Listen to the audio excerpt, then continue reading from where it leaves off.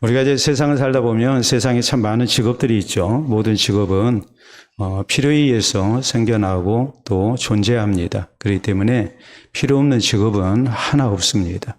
우리가 알다시피 야, 세상에 이런 직업도 있나 이런 생각이 들 정도로 여러 가지 직업이 있습니다.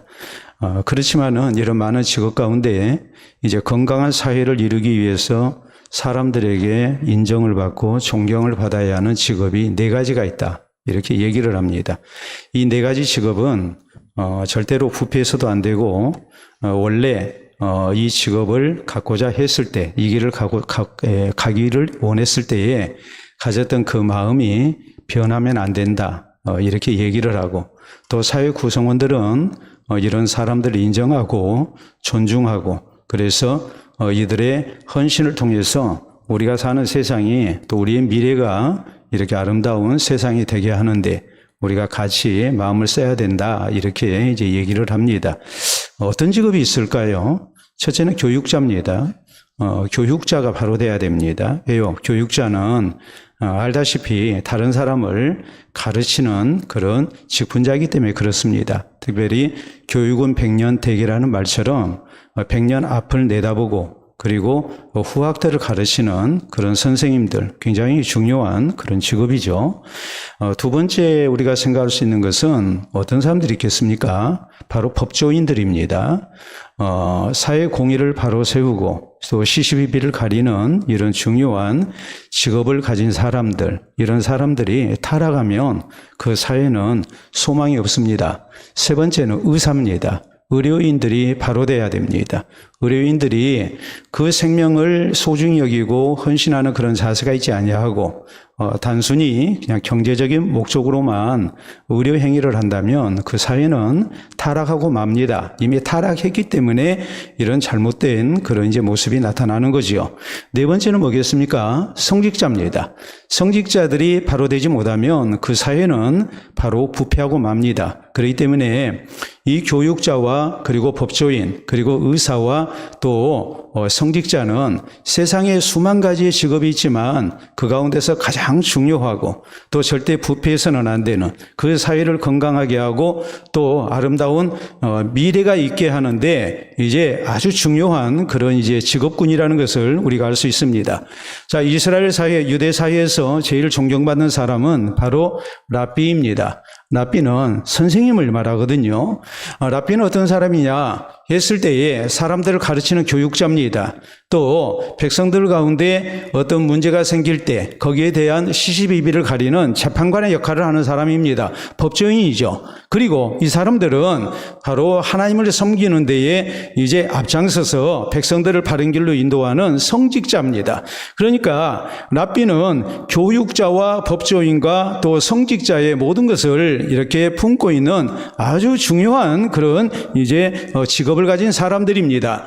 유대인의 제사인 탈무드에서는 이렇게 말합니다. 만약 랍비와 아버지 중 두 사람이 노예로 팔려갈 때에 한 사람만 살 수 있는 돈이 있거든 누구를 구해라고 할까요? 랍비를 구하라고 그럽니다. 우리가 생각할 때는 부모를 구해야죠. 아버지를 구해야죠. 그런데 유대인들은 이 경우에 랍비를 구해라고 말을 합니다. 그리고 그 이유를 이렇게 말합니다. 부모는 너를 낳아주고 길러주었을 뿐이지만 랍비는 너를 영원한 길로 인도하기 때문이다. 이렇게 강조합니다. 자, 우리는 지난 시간에 이혼에 대한 예수님의 교훈에 대해서 말씀을 살폈습니다.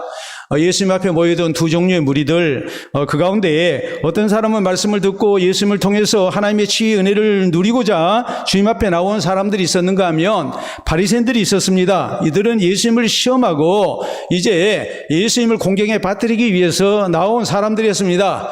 예수님에 대해서 순수한 동기와 목적으로 나온 것이 아니라 아주 불순한 목적을 가지고 이렇게 나온 사람들이었습니다. 그래서 이 경우를 통해서 우리는 내가 무엇 때문에 때문에 신앙생활을 하는가? 내가 무엇 때문에 주님 앞에 나와야 하는가? 내가 무엇 때문에 우리 주님을 찾아야 되는가? 이 신앙생활의 목적이 바로 돼야 된다는 것을 우리가 생각을 했습니다. 다시 말해서 우리의 영혼이 구원 얻기 위해서 또 하나님께서 우리에게 바라시는 대로 우리가 신실한 하나님의 백성으로 살기 위해서 우리가 신앙생활을 해야 되고 주님 앞에 나와야 하는 겁니다. 그런가 하면 이 사람들은 이제 모세가 신명기 24장에 준 이혼 증서에 대한 규례를 가지고 이것을 악용을 해서 이제 예수님을 이렇게 시험을 하는 겁니다. 모세가 이혼 증서 써주면 이혼을 마음대로 할 수 있다고 했는데 이 주님은 이것을 선생님은 어떻게 생각합니까? 하고서 이제 예수님에 대해서 이렇게 시험을 한 거예요. 예수님이 만약에 그렇게 이혼해도 된다라고 하면 예수님에 대해서 굉장한 비난을 퍼부었을 거예요. 또 안 된다고 그러면 또 백성들이 그것을 싫어했을 거예요. 왜냐하면 당시 사람들은 모세 이혼 증서를 써주고 여성들의 인권을 이렇게 보장하지 아니하고 이렇게 내보내는 일이 비일비재했기 때문에 자연히 예수님이 비난을 받을 수밖에 없습니다. 이런 형편에서 예수님은 뭐라고 말씀하십니까? 모세가 이혼 증서를 써주고 이혼을 하라고 하는 것은 이혼을 자유롭게 하기 위해서 그런 율법을 이렇게 전해준 것이 아니고 너희의 악함을 인해서 그런 것이다. 여성들의 인권을 보장하지 못하고 그리고 아무런 대책 없이 이렇게 함부로 이렇게 내보내는 일이 있지 않도록 재혼을 허락하는 그런 증서로서 이혼 증서를 이렇게 써서 이혼을 하게 한 것이다. 그러니까 이혼 증서를 이렇게 써주라고 한 것은 이혼을 쉽게 하기 위해서 한 것이 아니라 이혼을 어렵게 하고 그래서 이제 여성에 대한 인권을 보호하고 또 앞으로의 모든 생활에 염려하지 않도록 이런 경제적인 보장을 받을 수 있도록 그래서 재혼을 허락한 그런 목적으로 이혼 증서를 써주고 이혼을 하라고 한 겁니다. 그런데 하나님의 말씀의 본래적 의미를 악용해가지고 자기를 유리할 대로 이렇게 이용하는 모습들 여기에 대해서 우리 주님께서 이렇게 이제 잘못된 것을 지적을 하신 겁니다. 자, 일이 이쯤 되니까 제자들에게 어떤 반응이 나타납니까? 그러면 결혼 안 하는 것이 차라리 좋겠습니다. 혼자 사는 게 좋겠습니다. 했을 때 예수님이 또 주신 교훈은 사람마다 다 입장이 다르다. 어떤 사람은 선천적으로 이렇게 결혼할 수 없는 그런 장애를 입고 태어난 사람이 있는가 하면 또 어떤 사람은 하나님을 위해서 스스로 이렇게 이 생식 능력을 이제 없애버린 그런 사람도 있지 아니하느냐. 이런 모든 것들은 절대 모든 사람이 동일하게 할 수 있는 일이 아니다. 해서 우리가 그 사람의 입장과 처지를 먼저 배려하고 또 그것을 먼저 생각한 가운데 우리가 이해하기를 힘쓰는 그런 신앙인들이 되어야 된다라는 것이 우리가 지난 시간에 살폈던 말씀의 내용이에요. 자, 오늘 성경 말씀에 보면 이제 어린아이에 대해서 바른 인식을 가르치시고 있는 것이 오늘 본문에 있는 말씀의 내용인 것을 우리가 알 수 있습니다. 어린아이를 통해서 우리 주님께서 교훈을 하신 거예요. 자, 시작되는 말씀 13절 이렇게 말씀이 기록되죠. 그때 사람들이 예수께서 안수하고 기도해 주심을 바라고 어린아이들을 데리고 오매 제자들이 꾸짖었다라고 말씀합니다. 자, 예수님의 안수하심을 바라고 어린아이들을 예수님께 데리고 나왔습니다. 예수님을 통해서 이제 축복 기도를 받기를 원한 거예요. 당시 사람들은 랍비에 대해서 굉장한 존경심을 가졌습니다. 그렇기 때문에 랍비가 자기들 사는 마을을 이렇게 방문하게 되면 먼저는 랍비 주위에 사람들이 몰려들었습니다. 그래서 저를 통해서 이제 하나님의 말씀을 이렇게 듣고 배운 겁니다. 그런가 하면 어린 아이들을 데리고 와서 랍비에게 안수를 받기를 원했습니다. 그래서 축복을 받기를 원한 거예요. 우리가 성경을 보면 우리 예수님에 대한 별명이 크게 두 가지입니다. 첫째는 죄인의 친구예요. 이 죄인의 친구라는 말은 예수님의 대적자들이 예수님을 멸시하는 뜻으로서 죄인의 친구라고 그랬어요. 또 하나 예수님에 대해서 대적자들도 인정할 수밖에 없었던 예수님의 별명이 있어요. 그건 랍비예요. 이건 바리새인들도 인정을 했어요. 왜요? 예수님이 성경을 새롭게 해석하시고 하나님의 말씀을 전하는 이런 모습들, 많은 사람들에게 천국에 대한 복음을 가르치시는 이런 모습이 영락없이 랍비였단 말이에요. 그렇기 때문에 바리새인들도, 예수님을 대적하는 사람들도, 예수님을 죄인의 친구라고 멸시했던 사람들도 어떤 경우에는 예수님을 향해서 랍비라고 이렇게 불렀습니다. 그렇기 때문에 지금 이 랍비라는 말, 선생님, 나의 위대하신 분, 이런 의미인데, 더구나 예수님은 말씀만 가르치시는 게 아니고 말씀을 통해서 하나님의 보내신 구주이신 것을 나타내시면서 또 한편으로 이제 그 표적을 나타내셨습니다. 놀라운 하나님의 기적을 나타내셨습니다. 그래서 말씀의 권능을 입증을 하셨어요. 이런 모습을 보고 사람들이 예수님이 가시는 곳에는 많은 사람들이 몰려들었어요. 그런가 하면 오늘 성경 말씀에 나와 있는 대로 어린 아이들을 데리고 와서 안수해 주시기를 바란 거예요. 복을 바란 거예요. 그런데 여기에 대해서 예수님의 제자들이 꾸짖었습니다. 그래서 이걸 보고 예수님께서 교훈하신 것이 오늘 본문에 있는 이제 중요한 가르침이에요. 자, 우리에게 어떤 교훈을 먼저 깨닫게 합니까? 첫째로 우리는 예수님께서 제자들이 어린 아이들을 데리고 온 것을 꾸짖은 이유가 무엇일까를 생각해야 해요.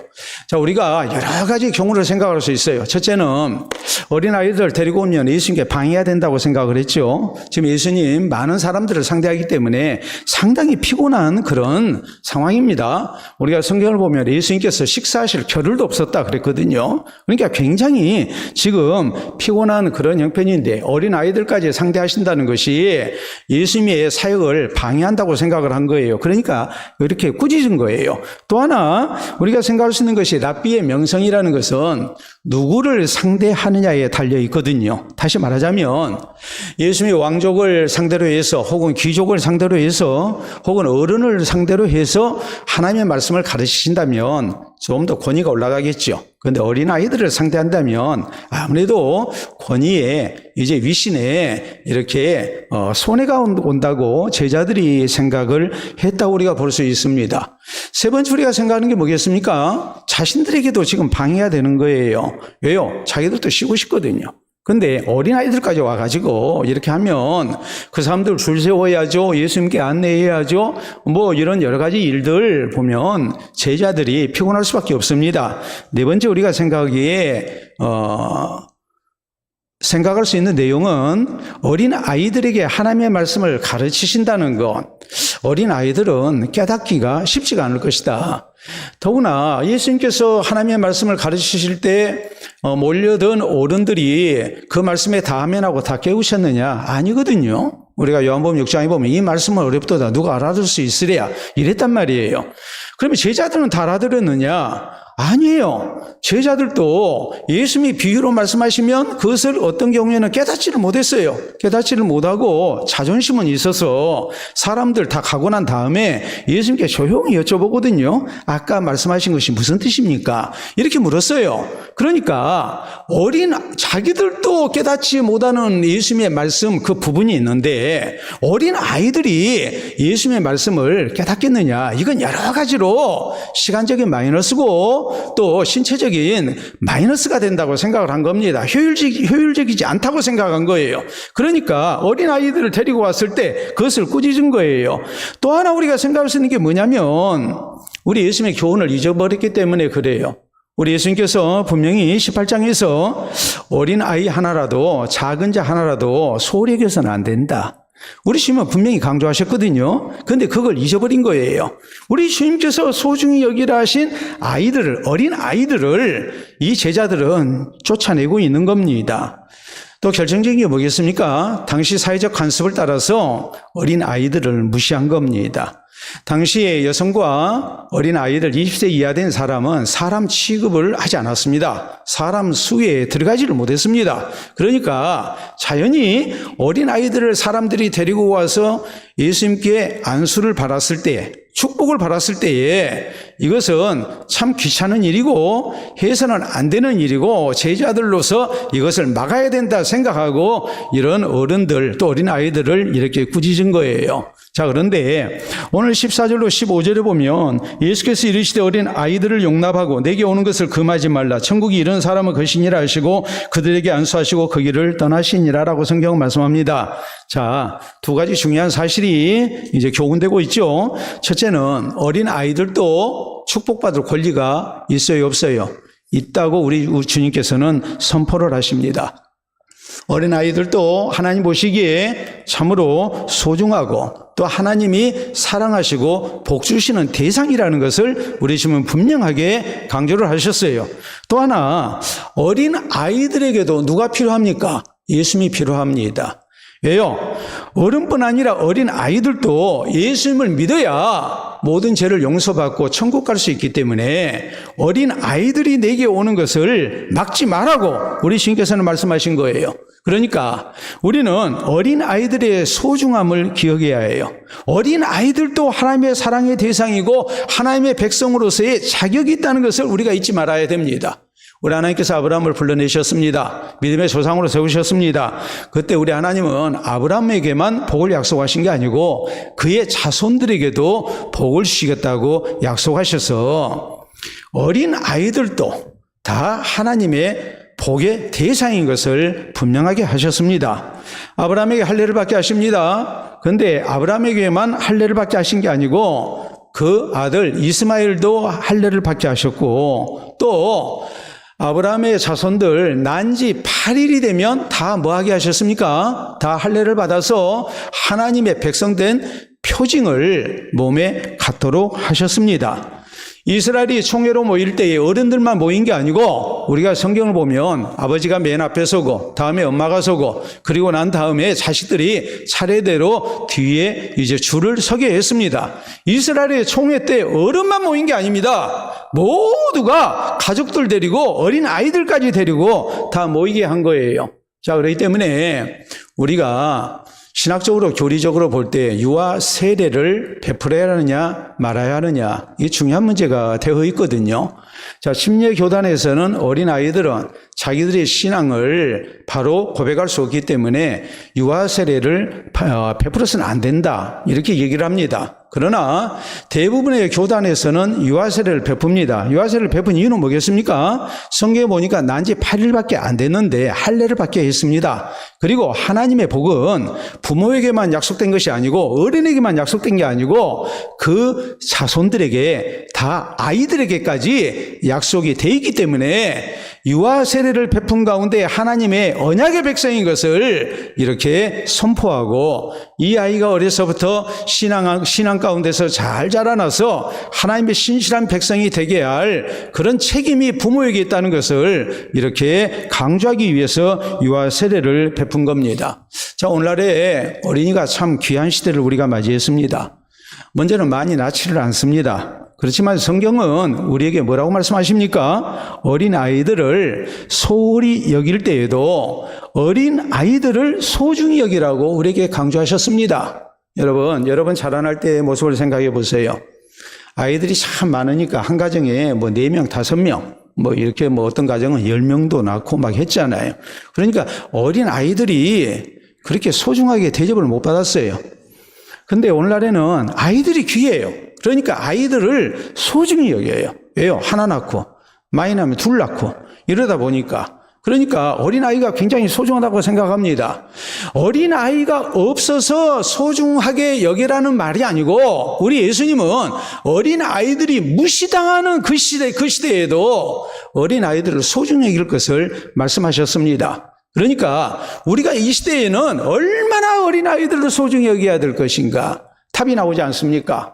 여러분, 우리가 하나님께서 허락하신 어린아이들을 참 소중히 여기고 이 아이들이 주님 앞에 나오도록 우리가 힘을 써야 됩니다. 이 아이들도 구원의 대상이고 하나님의 복의 대상인 것을 우리가 잊지 말고 어린아이를 소중히 여기는 우리 모두가 될 수 있기를 바랍니다. 다음 두 번째로 우리 주님께서 어떤 말씀을 하시는가? 어린 아이들을 예수님께 데리고 나와야 함을 강조하고 계시는 거예요. 자, 14절 말씀 봅니다. 예수께서 이르시되 어린 아이들을 용납하고 내게 오는 것을 금하지 말라. 천국이 이런 사람의 것이니라 하시고 라고 말씀하십니다. 자, 소극적으로는 어린 아이들이 예수님 앞에 나오는 것을 막아서는 안 된다, 이런 의미죠. 그러나 우리 예수님의 말씀의 속뜻은 또 뭐겠습니까? 적극적으로 어린 아이들을 예수님 앞에 데리고 나오라는 거예요. 예수님의 말씀의 속뜻이 어린 아이들이 내 앞에 나오는 것을 막지 마라, 용납하고 막지 마라. 그러니까 어린 아이들이 나오면 우리가 안 막아야 되겠다, 막아서는 안 된다, 거기서 머물러서는 안 된다, 이 말이에요. 예수님의 말씀의 속뜻은 적극적인 의미에서 어린 아이들도 열심으로 주님 앞에 데리고 나오라는 거예요. 왜요? 어린 아이들도 예수님을 구주로 믿어야 구원받는 것이고, 어린 아이들도 하나님이 사랑하시고 복주기를 원하시니까 우리가 어린 아이들을 힘써서 주님 앞에 데리고 나와야 한다는 말이에요. 그렇기 때문에 우리가 성경을 보면 우리 하나님께서는 부모에게 신앙생활 잘하라고, 어른들에게 신앙생활 잘하라고 말씀하시지만, 또 한편으로 하나님이 허락하신 자녀들을 신앙으로 잘 양육할 것을 명령하십니다. 여러분, 우리가 신명기 6장 6절 7절에 있는 말씀을 보면 우리 하나님께서 이스라엘의 부모들에게 말씀합니다. 너는 하나님의 말씀을 자녀들에게 부지런히 가르치라. 누웠을 때이든지 길을 갈 때이든지 어떤 상황에서든지 자녀에게 열심을 다해서 부지런히 하나님의 말씀을 가르치라고 말씀합니다. 우리가 잠언 22장 6절에 있는 말씀을 보면 마땅히 행할 바를 아이에게 가르치라. 그리하면 늙어도 그것을 떠나지 아니할 것이라고 말씀하십니다. 나중에 어른 돼서 대학 들어가고 난 다음에 가르치라는 말이 아니에요. 어린 아이들 아주 어렸을 때부터 신앙을 심어주고 하나님의 말씀을 가르치라고, 구원의 길을 가르치라고 말씀을 하세요. 그래서 늙어도 그 길을 떠나지 아니하도록, 구원의 길에서 떠나지 아니하도록 부모에게 책임이 있음을 우리 주님께서는 강조하십니다. 이스라엘의 신실한 지도자 모세도 어려서 그 부모를 통해서 하나님의 말씀을 배웠습니다. 사무엘은 어려서 신앙 안에서 하나님 섬기는 법을 배우면서 자라났습니다. 디모데는 그의 어머니 로이스와 어머니 유니게를 통해서 그래서 하나님의 말씀을 배웠고 하나님을 향한 신앙을 이렇게 허락을 받았습니다. 우리가 오늘날 그렇죠. 조기 교육이 중요하다고 얘기를 해요. 조기 교육이 중요한 이유는 아이의 재능이 뭔지 모르거든요. 그래서 이것도 시켜보고 저것도 시켜보고 막 하는 거예요. 제가 생명공부 시간에 한번 얘기를 했는데 저희 모교회에 우리 전도사님 아들이 하나 있었어요. 근데 제 아내하고 동기입니다. 근데요, 아들인데, 남자아이인데 피아노를 굉장히 잘 쳐요. 그래서 교회 반주를 했어요. 그리고 결국 피아노로 음대를 가고 지금 교사하고 있어요. 어떤 교사? 영어 교사? 수학 교사? 음악 교사예요. 근데요, 그게 어찌 됐냐면 제리 아들이고 그 다음에 딸이고 그 다음에 막내 아들이에요. 근데 아들을 피아노를 가르쳐 봤어요. 그랬더니 안 쳐요. 그래서 이번에는 딸을 가르쳐 봤어요. 딸도 안 해요. 그러니까 막내는 아예 안 가르쳤어요. 우리 아이들은 지 아빠 닮아서 음악에 재능이 있다 없다? 없다.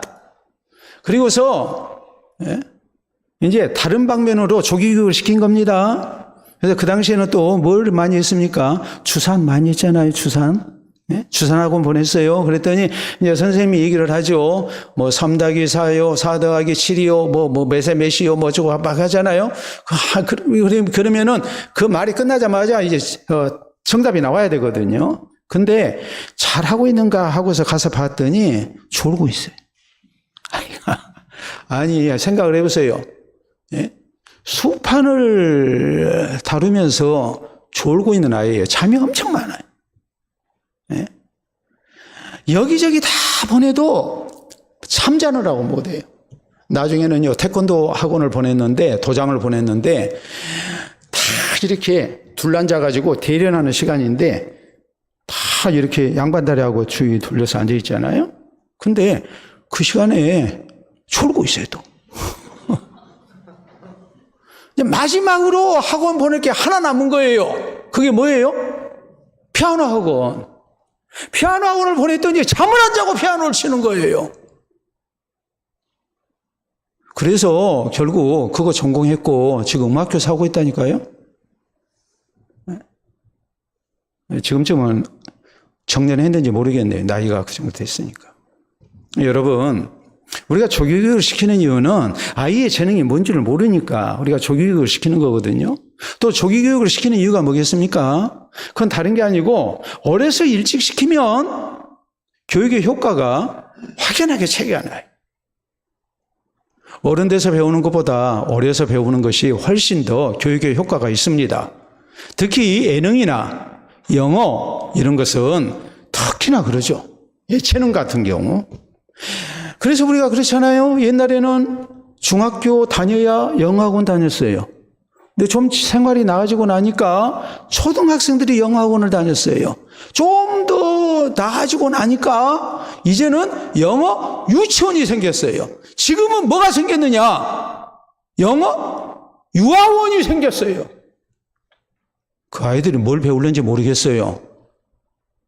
근데 아주 비싼 돈 주고 유아들에게 영어를 가르치고 있잖아요. 조기교육이 중요해서 그러는 거예요. 여러분, 신앙교육도 가장 효과가 있으려면 뭐 해야 합니까? 우리 하나님은 조기교육을 시키도록 하셨어요. 조기 신앙교육을 시키도록 하셨어요. 우리가 다른 것은 조기교육 시켰는데 신앙에 있어서는 나중에 대학 가서 절대 아닙니다. 유명한 전도자로 쓰임을 받았던 아이언사이드 박사님이 있습니다. 이분이 한번 집회를 했습니다. 집회를 하고 사람들이 묻기를 오늘 이번 집회에 몇 명이나 구원받았습니까? 그러니까 아이언사이드 박사님이 이렇게 이 전도자가 이렇게 대답을 했어요. 3사람 반 구원받았습니다. 그러니까 어른 3명에 어린아이 1명이라고 생각을 했어요. 그래서 어른 3명에 어린아이 1명이 구원받았군요 하니까 이분이 하는 얘기가 아닙니다. 어린아이 3명에 어른 1명입니다 그랬어요. 그 이유는 뭐냐? 어린아이는 지금부터 신앙교육에서 하나님 앞에 참 온전히 전생애를 드리며 쓰임받을 수 있지만은 어른은 이미 인생의 3분의 2 이상을 이미 절반 이상을 써버렸다는 거예요. 그러니까 절반밖에 안 된다는 거예요. 우리가 이런 일을 생각하면 적극적으로 우리의 자녀들을 어린아이들 주님 앞에 데리고 나오는 것이 얼마나 중요하고 또 우리에게 주어진 막중한 책임인가를 잊지 말아야 됩니다. 우리가 수저론에 의해서 그런 얘기를 합니다. 부모 잘 만나서 금수저 혹은 은수저 혹은 흙수저라고 얘기를 합니다. 우리 그리스도인들은 하나님이 우리에게 허락하신 자녀들이 금수저 위에 다이아몬드 수저가 되게 해야 해요. 다이아몬드 수저가 뭐겠어요? 부모 잘 만나면 금수저예요. 우리의 자녀들이 세상을 창조하시고 다스리고 계시는 전능하신 하나님을 예수 그리스도를 만나게 하고 우리 주님께 붙들려서 그 장래를 보장받는다면 그게 금수저 위에 다이아몬드 수저입니다. 우리의 자녀들 정말 하나님이 사랑하시고 귀히 쓰시는 하나님의 사람을 만들기 위해서 우리가 자녀들을 어려서부터 신앙으로 양육하고 이 자녀들이 주님 앞에 나올 수 있도록 적극적으로 우리가 수고를 다해야 하는 책임이 있다는 것을 우리가 잊어서는 안 됩니다. 그래서 우리에게 허락하신 자녀들이 정말 하나님께서 사랑하시고 귀히 쓰시는 복된 하나님의 백성 되는 은혜가 우리의 가정마다 또 하나님께서 우리에게 맡겨주신 귀한 생명들마다 넘쳐날 수 있기를 바랍니다. 자, 다음 3번째로 우리가 생각해야 할 것이 있어요. 그건 뭐냐면 우리 주님께서는 어린 아이들을 통해서 우리가 배울 것이 있다고 강조하십니다. 자, 14절 말씀 다시 봅니다.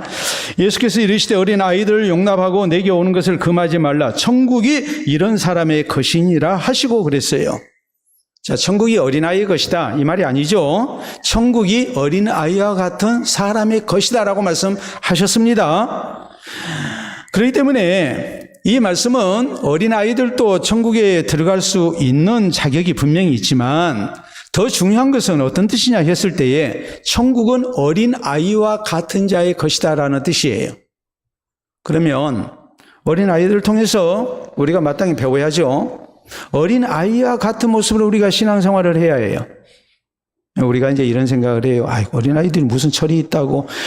걔들 뭐 맛있는 거 주고 뭐 일일이 전화하고 가서 데려와야 오는 애들이지. 우린 이렇게 생각을 해요. 그런데 예수님의 말씀의 뜻은 그런 의미가 아니에요. 천국은 어린아이와 같은 자들의 것이다. 자, 어린아이들을 통해서 우리가 배울 수 있는 것이 뭘까요? 우리가 크게 세 가지를 생각할 수 있어요. 첫째는 뭘까요? 순수성이죠. 여러분, 우리가 동심이라는 말을 씁니다. 어린 아이들의 마음, 동심이죠. 어른들의 마음이 순수할까요? 어린 아이들의 마음이 순수할까요? 어린 아이들의 마음이 순수하죠. 목사님, 요새 아이들은 안 그렇습니다. 요새 아이들은 안 그래도 어른보다 나아요. 어른들은 더해요. 요새 어른들은 더해요. 한 번도 아멘 안 해요. 네. 옛날 어른들에 비해서 요새 어른들은 더 한다니까요. 아이들만 옛날 아이들에 비해서 더한 게 아니고 어른들은 더 해요. 어찌 하든지 간에 우리 주님의 교훈의 뜻은 천국은 어린 아이와 같은 사람의 것이라고 했을 때 우리의 마음이 어린 아이들처럼 뭐 해야 된다는 거예요? 순수해야 된다는 것을 얘기를 해요. 어린 아이들은 진실하고 순수하죠. 순수한 마음으로 하나님 존재를 믿고 하나님 나라의 존재를 믿고 받아들입니다. 하나님 말씀 가르치면 그 말씀에 대해서 의심하지 않고 아멘합니다. 어린 아이들이 하나님 앞에 나와서 교회에서 자라날 때 어린 아이들이 무슨 세상 욕심을 가지고 명예를 얻기 위해서 그래서 아이들이 신앙생활하지 아니해요. 어른보다도 훨씬 순수하고 진실해요. 어린아이의 기준이 어딜까요? 만 10세 이하는 어린아이고 10세 넘으면 어린아이가 아니고 그렇습니까? 촉법소년 우리가 얘기한 것처럼 여러분 이렇게 기준을 삼습니다. 산타크로스의 존재를 믿으면 아직 뭐고? 어린아이고 산타크로스가 아빠고 엄마라는 것을 알면 이제 어린아이를 벗어난 거예요. 무슨 말인지 이해하시죠? 네.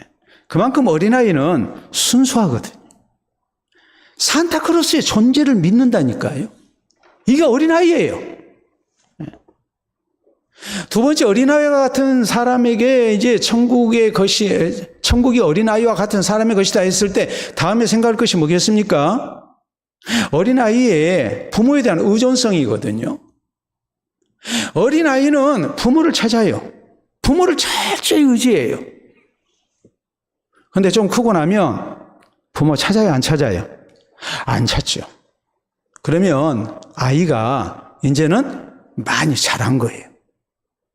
물론 오늘날에는 장성해가지고도 부모 품을 떠나지 않는 자식들이 있습니다. 그런 자식들 우리는 뭐라고 부릅니까?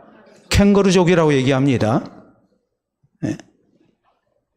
이렇게 잘못된 부모 의존형 말고 어린아이들은 철저하게 부모를 의지하거든요. 마찬가지로 어린아이들은 철저하게 하나님을 의지하는 모습이 있어요.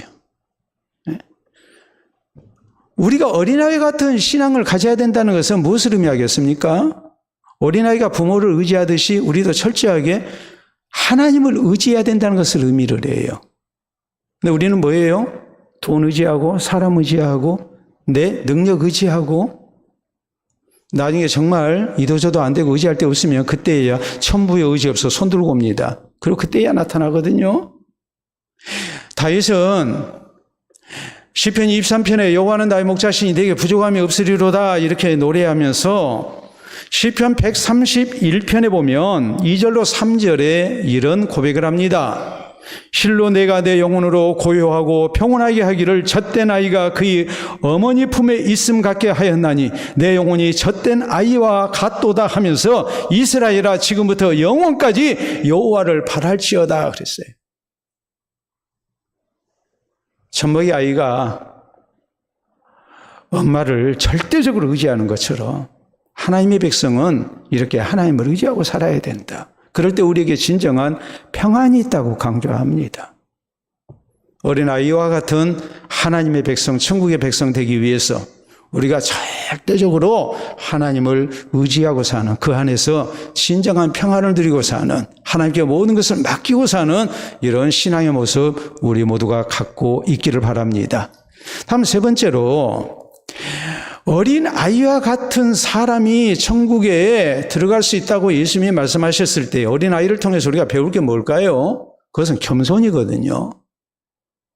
어른들의 명예에 사로잡혀서 겸손하지는 못합니다. 어떻게든 나를 어필하려고 합니다. 내가 한 것을 자랑하기를 원합니다. 남이 알아주기를 원합니다. 그런데 어린아이는 어른보다 훨씬 겸손해요. 자꾸 요새 아이들은 안 그래요. 그러지 마시고 요새 어른들은 더 하니까. 그렇기 때문에 서로 누가 크냐고 제자들 사이에 다툼이 일어났을 때 예수님께서 누구를 제자들 가운데 세우시고 교훈하셨습니까? 어린아이를 세우셨거든요. 그리고 천국은 어린아이처럼 자기를 낮추는 자가 천국에서 큰 자가 된다고 강조를 하셨어요.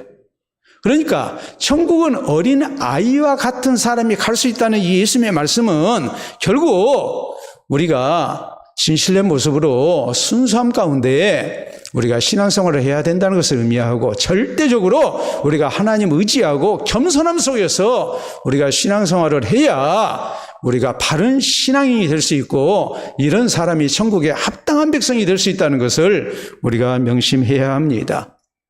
자, 여러분, 우리가 하나 이거 보도록 하겠습니다. 자, 사진 하나 보도록 합니다. 뭡니까? 무지개죠. 무지개 하면은 여러분은 무슨 생각이 나십니까? 또 다음 사진 보도록 하겠습니다. 계속 무지개, 계속 넘겨봐요. 무지개. 아름답죠? 예.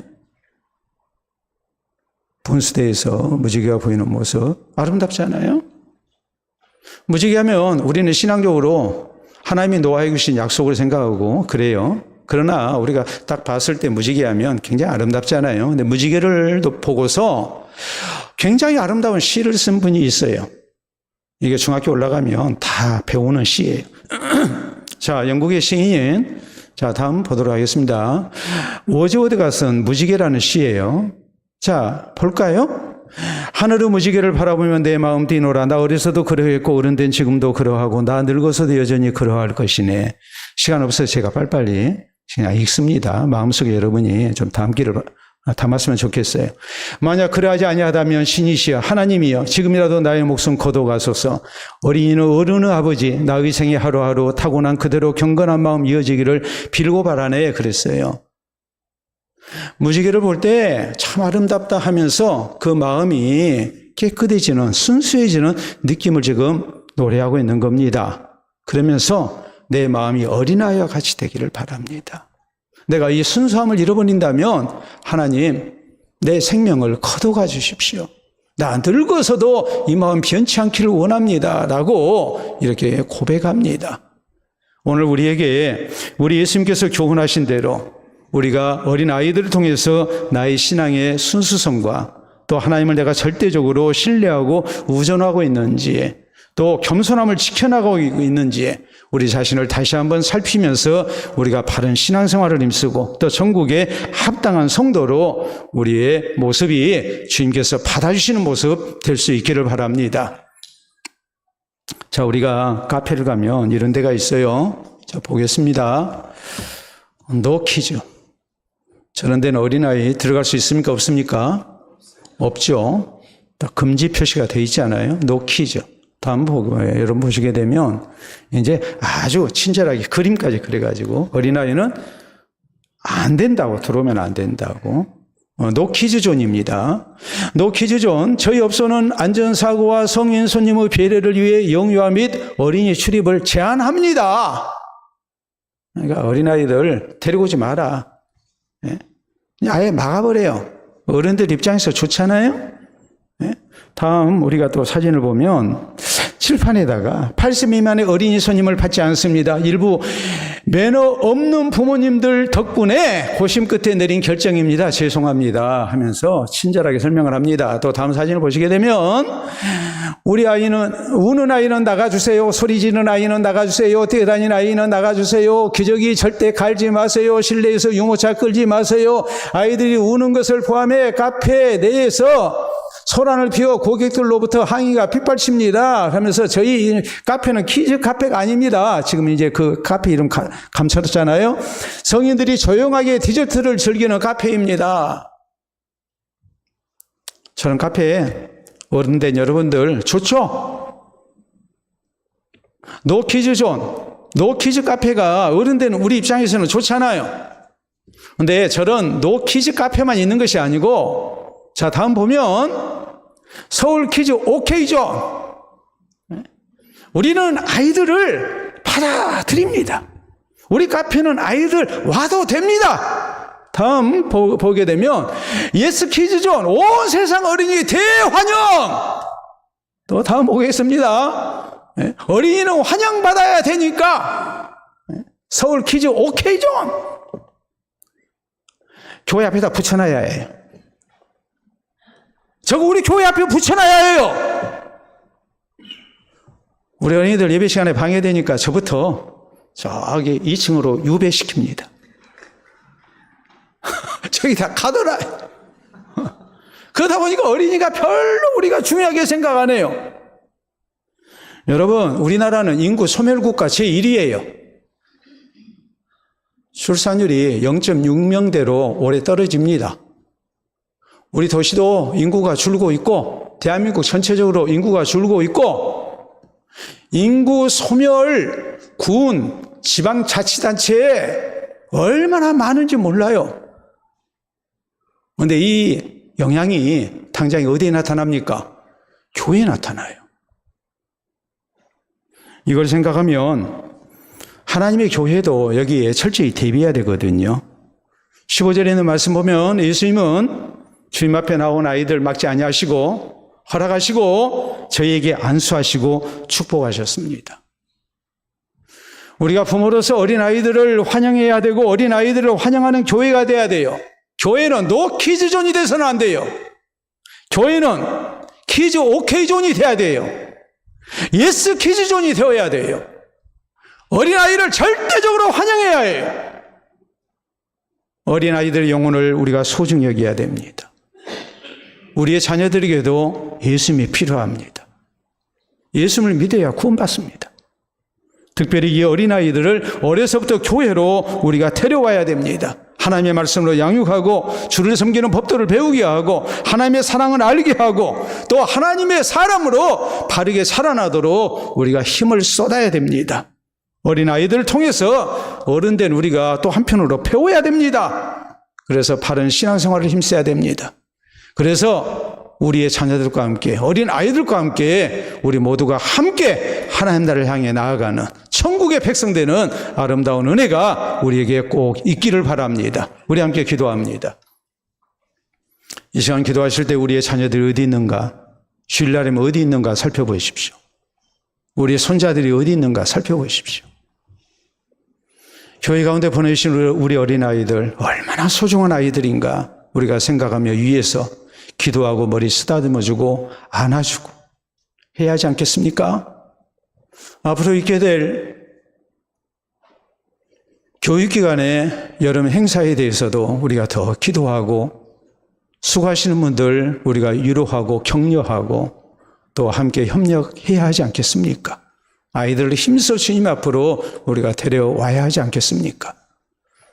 어린아이들을 통해서 우리가 함께 배우고 함께 하나님 나라 백성으로 아름답게 세워지는 은혜가 있게 해달라고 우리가 다짐하는 기도 드릴 수 있기를 바랍니다.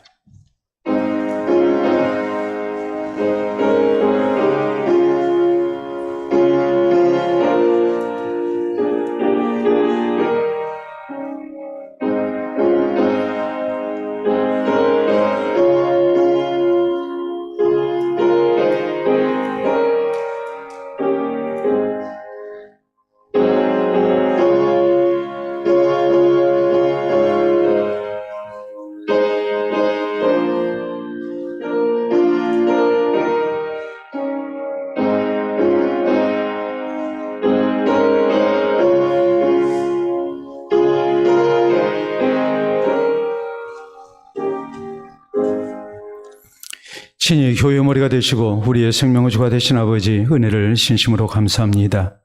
예수 그리스도를 구주로 믿어 구원의 백성 되게 하시고 우리가 허락하신 가정, 또 우리의 사랑하는 자녀들, 또 우리의 손자들 이제 신앙 안에서 자랄 수 있는 귀한 기회 주신 줄로 믿고 감사와 영광을 돌려드립니다. 나의 영혼, 나의 생명만, 나의 구원만 우리가 소중히 여기지 않게 하시고 맡겨주신 어린 생명들도 우리가 소중히 여기며 저희를 주님 앞에 힘써 데리고 나오기를 원합니다. 참으로 귀한 영혼들 우리가 하나님 앞에 위하여 기도하며 또 저희를 하나님의 말씀으로 잘 양육하며 또 교회 가운데 함께 출입하며 우리 하나님께서 기뻐하시는 하나님의 사람으로 저희가 자라날 수 있기를 원합니다. 일 가운데 수고하시는 모든 교사들이 같이 하시고 온 교회가 마음을 쏟는 가운데에 이 어린 생명들을 위해 늘 마음 쓰게 하시고 살피게 하시고 또 저희에게 신앙의 아름다운 본을 보일 수 있도록 인도하여 주시옵소서. 또 어린아이들을 통하여 우리의 심령이 하나님 앞에 바른 모습으로 서게 하시고 바른 신앙생활을 힘쓰게 하여 주셔서 우리 하나님께서 인정하실 만한 천국의 백성 되기를 원합니다. 앞으로도 늘 교회 가운데서 자라나는 어린아이들과 더불어 우리가 주님을 찬미하게 하시고 주의 몸된 교회가 자라나는 후세대를 신앙으로 잘 양육하여 우리 하나님께 영광이 되게 하시고 주께서 허락하신 귀한 영혼들 하나님의 품으로 우리가 바로 돌려보내게 하시사 우리 주님께서 사랑하시고 아끼시는 믿음의 가정들이 다 될 수 있도록 인도하여 주시옵소서. 이후에 있게 될 이제 교육기간에 여름 행사에도 같이 하시고 이 귀한 시간들을 통해서 우리 하나님 기뻐하시는 하나님의 사람들이 많이 배출되게 하시고 또 저희의 신앙이 잘 자라나는 은혜가 있게 하여 주시옵소서. 감사하고 예수님 이름으로 기도하옵나이다. 아멘. 구교역과 19역 성도들 특송해 주시겠습니다.